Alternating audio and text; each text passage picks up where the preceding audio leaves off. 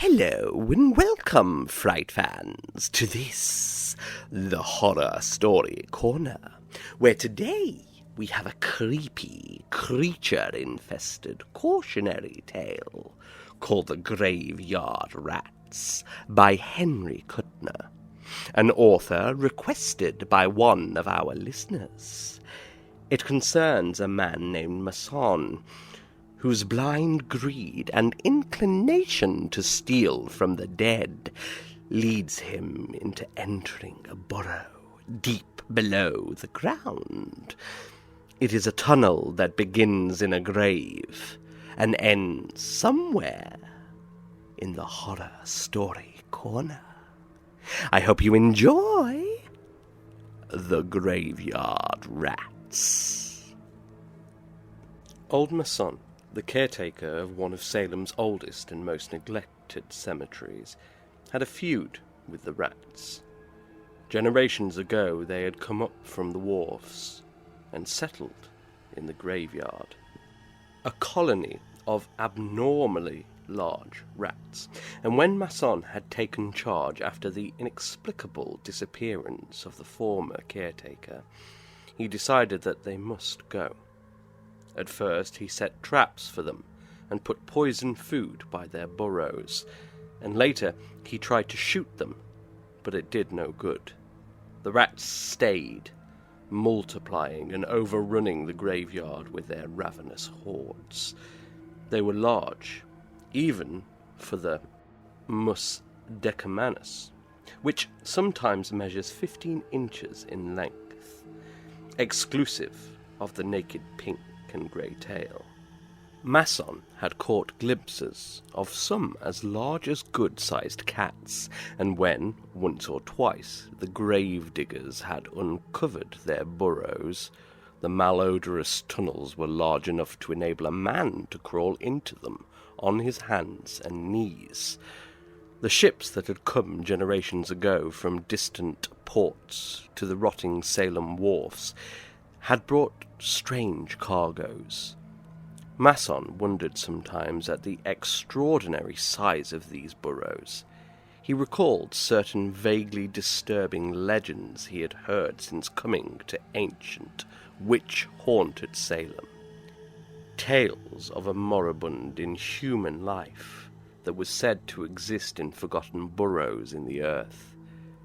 The old days, when Cotton Mather had hunted down the evil cults that worshipped Hecate in the dark Magna Mater in frightful orgies, had passed. But dark gabled houses still leaned perilously toward each other over narrow cobbled streets, and blasphemous secrets and mysteries were said to be hidden in the subterranean cellars and caverns, where forgotten pagan rites were still celebrated in defiance of law and sanity. Wagging their grey heads wisely, the elders declared that there were worse things than rats and maggots crawling in the unhallowed earth of the ancient Salem cemeteries. And then, too, there was this curious dread of the rats. Masson disliked and respected the ferocious little rodents, for he knew the danger that lurked in their flashing, needle-sharp fangs. But he could not understand the inexplicable horror which the oldsters held for deserted rat-infested houses. He had heard vague rumours of ghoulish beings that dwelt far underground, and that had the power of commanding the rats, marshalling them like horrible armies. The rats, the old men whispered, were messengers between this world and the grim and ancient caverns far below Salem. Bodies had been stolen from graves for nocturnal subterranean feasts, they said. The myth of the Pied Piper is a fable that hides a blasphemous horror, and the black pits of Avernus have brought forth hell-spawned monstrosities that never venture into the light of day. Masson paid little attention to these tales. He did not fraternize with his neighbours, and in fact did all he could to hide the existence of the rats from intruders. Investigation, he realized, would undoubtedly mean the opening of many graves, and while some of the gnawed, empty coffins could be attributed to the activities of the rats, Masson might find it difficult to explain the mutilated bodies that lay in some of the coffins. The purest gold is used in filling teeth, and this gold is not removed when a man is buried. Clothing, of course, is another matter, for usually the undertaker provides a plain broadcloth suit that is cheap and easily recognizable. But gold is another matter. And sometimes, too, there were medical students and less reputable doctors who were in need of cadavers, and not over-scrupulous as to where these were obtained. So far, Masson had successfully managed to discourage investigation. He had fiercely denied the existence of rats, even though they sometimes robbed him of his prey. Masson did not care what happened to the bodies after he had performed his gruesome thefts. But the rats inevitably dragged away the whole cadaver through the hole they gnawed in the coffin. The size of these burrows occasionally worried Masson. Then, too, there was the curious circumstance of the coffins always being gnawed open at the end, never at the side or top. It was almost as though the rats were working under the direction of some impossibly intelligent leader. Now he stood in an open grave and threw a last sprinkling of wet earth on the heap beside the pit. It was raining, a slow, cold drizzle that for weeks had been descending from soggy black clouds. The graveyard was a slough of yellow sucking mud from which the rain-washed tombstones stood up in irregular battalions. The rats had retreated to their burrows, and Masson had not seen one for days, but his gaunt, unshaved face was set in frowning lines. The coffin on which he was standing was a wooden one. The body had been buried several days earlier, but Masson had not dared to disinter it before. A relative of the dead man had been coming to the grave at intervals, even in the drenching rain, but he would hardly come at this late an hour, no matter how much grief he might be suffering, Masson thought, grinning wryly. He straightened and laid the shovel aside. From the hill on which the ancient graveyard lay, he could see the lights of Salem, flickering dimly through the downpour. He drew a flashlight from his pocket. He would need light now. Taking up the spade, he bent and examined the fastenings of the coffin. Abruptly he stiffened. Beneath his feet he sensed an unquiet stirring and scratching, as though something were moving within the coffin. For a moment a pang of superstitious fear shot through Masson, and then rage replaced it as he realized the significance of the sound. The rats had forestalled him again. In a paroxysm of anger, Masson wrenched at the fastenings of the coffin. He got the sharp edge of the shovel under the lid and pried it up until he could finish the job with his hands. Then he sent the flashlight's cold beam darting down into the coffin. Rain spattered against the white satin lining. The coffin was empty. Masson saw a flicker of movement at the head of the case and darted the light in that direction. The end of the sarcophagus had been gnawed through, and a gaping hole led into darkness. A black shoe, limp and dragging, was disappearing as Masson watched, and abruptly he realized that the rats had forestalled him only by a few minutes. He fell on his hands and knees and made a hasty clutch at the shoe, and the flashlight incontinently fell into the coffin and went out. The shoe was tugged from his grasp. He heard a sharp, excited squealing, and then he had the flashlight again and was darting its light into the burrow. It was a large one. It had to be, or the corpse could not have been dragged along it. Masson wondered at the size of the rats that could carry away a man's body, but the thought of the loaded revolver in his pocket fortified him. Probably if the corpse had been an ordinary one, Masson would have left the rats with their spoils, rather than venture into the narrow burrow. but he remembered an especially fine set of cufflinks he had observed, as well as a stick pin that was undoubtedly a genuine pearl. With scarcely a pause, he clipped the flashlight to his belt and crept into the burrow. It was a tight fit, but he managed to squeeze himself along. Ahead of him, in the flashlight's glow, he could see the shoes dragging along the wet earth of the bottom of the tunnel.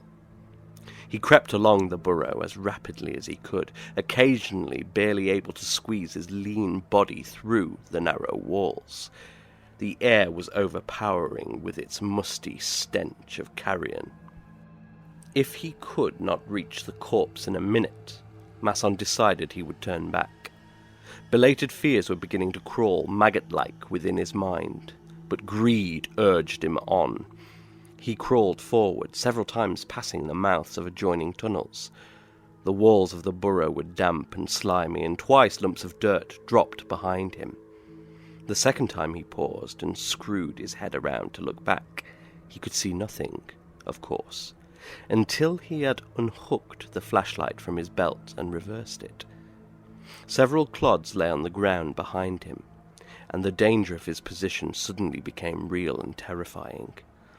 With thoughts of a cave-in making his pulse race, he decided to abandon the pursuit, even though he had now almost overtaken the corpse and the invisible things that pulled it.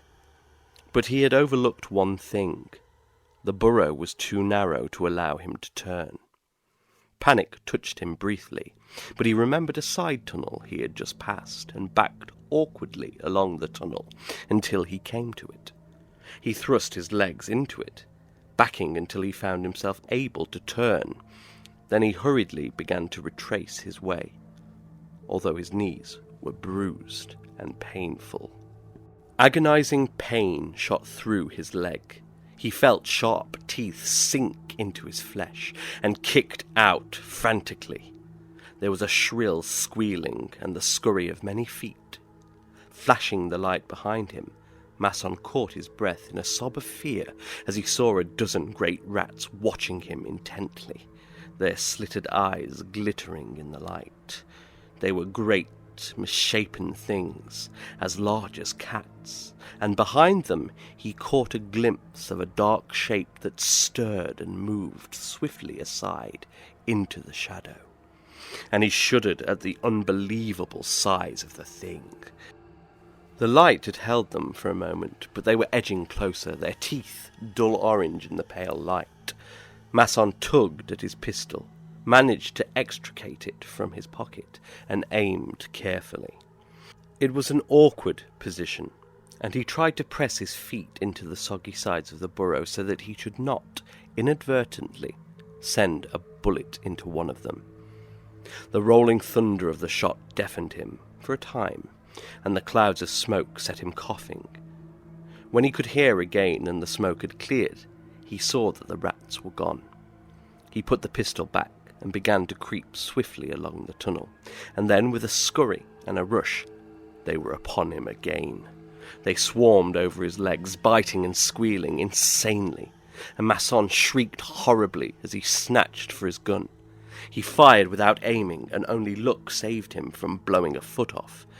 This time the rats did not retreat so far, but Masson was crawling as swiftly as he could along the burrow, ready to fire again at the first sound of another attack. There was a patter of feet, and he sent the light stabbing back of him. A great grey rat paused and watched him. Its long, ragged whiskers twitched, and its scabrous, naked tail was moving slowly from side to side. Masson shouted, and the rat retreated. He crawled on, pausing briefly, the black gap of a side tunnel at his elbow, as he made out a shapeless huddle on the damp clay a few yards ahead. For a second he thought it was a mass of earth that had been dislodged from the roof, and then he recognized it as a human body. It was a brown and shriveled mummy, and with a dreadful, unbelieving shock, Masson realized that it was moving. It was crawling toward him, and in the pale glow of the flashlight the man saw a frightful gargoyle face thrust into his own. It was the passionless, death's head skull of a long-dead corpse, instinct with hellish life. And the glazed eyes, swollen and bulbous, betrayed the thing's blindness. It made a faint groaning sound as it crawled toward Masson, stretching its ragged and granulated lips in a grin of dreadful hunger. And Masson was frozen with abysmal fear and loathing. Just before the horror touched him, Masson flung himself frantically into the burrow at his side. He heard a scrambling noise at his heels, and the thing groaned dully as it came after him. Masson, glancing over his shoulder, screamed and propelled himself desperately through the narrow burrow. He crawled along awkwardly, sharp stones cutting his hands and knees. Dirt showered into his eyes, but he dared not pause, not even for a moment. He scrambled on, gasping, cursing, and praying hysterically. Squealing triumphantly, the rats came at him, horrible hunger in their eyes. Masson almost succumbed to their vicious teeth before he succeeded in beating them off. The passage was narrowing, and in a frenzy of terror he kicked and screamed and fired until the hammer clicked on the empty shell. But he had driven them off. He found himself crawling under a great stone embedded in the roof that dug cruelly into his back. It moved a little as his weight struck it, and an idea flashed into Masson's fright-crazed mind. If he could bring down the stone so that it blocked the tunnel. The earth was wet and soggy from the rains, and he hunched himself half upright and dug away at the dirt around the stone. The rats were coming closer. He saw their eyes glowing in the reflection of the flashlight's beam. Still he clawed frantically at the earth. The stone was giving. He tugged at it, and it rocked in its foundation. A rat was approaching, the monster he had already glimpsed. Grey and leprous and hideous. It crept forward with its orange teeth bared, and in its wake came the blind dead thing, groaning as it crawled. Masson gave a last frantic tug at the stone. He felt it slide downward, and then he went scrambling along the tunnel. Behind him the stone crashed down, and he heard a sudden frightful shriek of agony. Clod showered upon his legs. A heavy weight fell on his feet, and he dragged them free with difficulty. The entire tunnel was collapsing. Gasping with fear, Masson threw himself forward as the soggy earth collapsed at his heels. The tunnel narrowed until he could barely use his hands and legs to propel himself. He wriggled forward like an eel, and suddenly felt satin tearing beneath his clawing fingers, and then his head crashed against something that barred his path. He moved his legs, discovering that they were not pinned under the collapsed earth. He was lying flat on his stomach, and when he tried to raise himself, he found that the roof was only a few inches from his back. Panic shot through him. When the blind horror had blocked his path, he had flung himself desperately into a side tunnel. A tunnel that had no outlet. He was in a coffin. An empty coffin, into which he had crept through the hole the rats had gnawed in its end. He tried to turn on his back and found that he could not. The lid of the coffin pinned him down inexorably. Then he braced himself and strained at the coffin lid. It was immovable.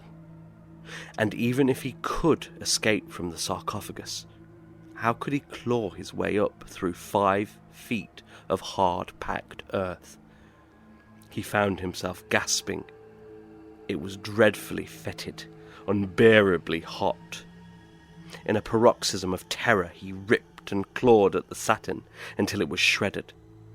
He made a futile attempt to dig with his feet at the earth from the collapsed burrow that blocked his retreat. If he were only able to reverse his position, he might be able to claw his way through to air. White-hot agony lanced through his breast. throbbed in his eyeballs. His head seemed to be swelling, growing larger and larger, and suddenly he heard the exultant squealing of the rats. He began to scream insanely but could not drown them out.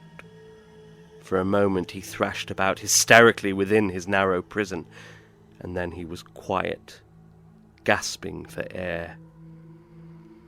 His eyelids closed, his blackened tongue protruded, and he sank down into the blackness of death, with the mad squealing of the rats dinning in his ears. Well, how utterly and fantastically frightful! Buried alive and struggling for air, poor Masson became no more than rat food, anyway. But about his soul, the putrid part of him that led him to steal from corpses and disrupt graves, what about that? Well, let's just say he's found his comeuppance somewhere deep within the horror story corner. Thank you for listening, and as ever, sleep well.